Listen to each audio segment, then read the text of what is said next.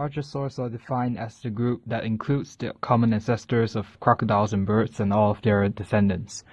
There are two major divisions of archosaurs: Pseudosuchia, the group that includes crocodiles and alligators, and Ornithosuchus, which further diversifies into dinosaurs and birds. Different patterns of locomotion are used to distinguish these two branches of archosaurs. First of all, nearly all pseudosuchians are quadrupedal, which means they walk on four legs. They have a crocodile-like ankle that flexes in the middle, so the foot can twist against the ankle as it walks sprawled out. However, this ankle joint can also stiffen so that the animal moves in a high walk, as seen in crocodiles. The Ornithosuchus, on the other hand, are typically bipedal, walking on two.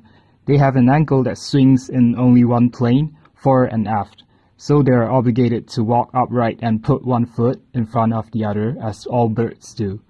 Later in time, the Ornithosuchus also evolved into pterosaurs and birds. Flying reptiles with limbs evolved into wings.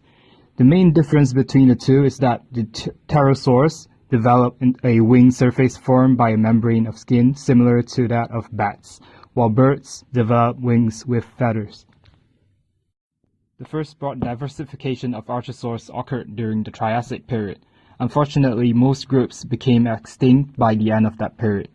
Dinosaurs, crocodiles, and pterosaurs are the ones that survived and flourished during the Jurassic and Cretaceous periods that came after. Birds emerged in the late Jurassic, and they managed to survive until now, although the other dinosaurs and pterosaurs became extinct by the end of the Cretaceous.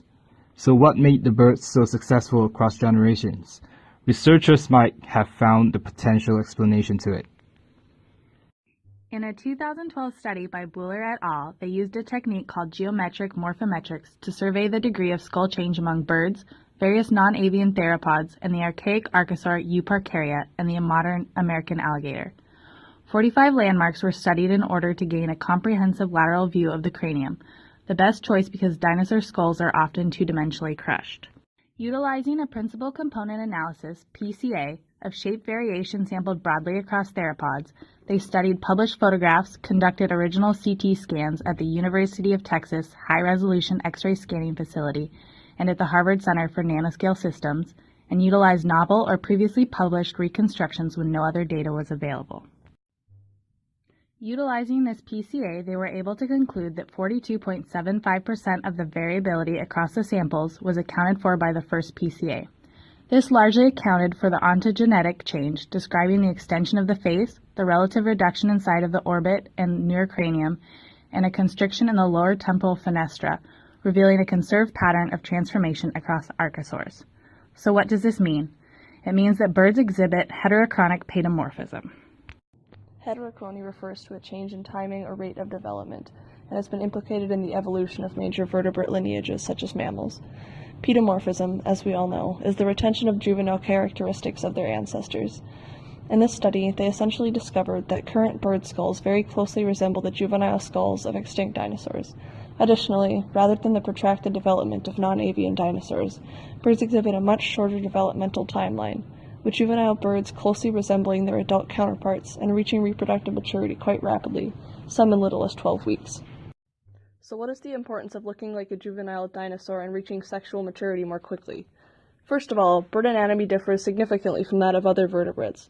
Bird skulls are unique in that they house two highly specialized systems: the sophisticated visual and neuromuscular coordination system, which allows flight coordination and exploitation of diverse visual landscapes, and the astonishing variations of the beak. These adaptations for rapid processing of visual stimuli and the use of a beak for various forms of physical manipulation were two key components that allowed for the development of flight.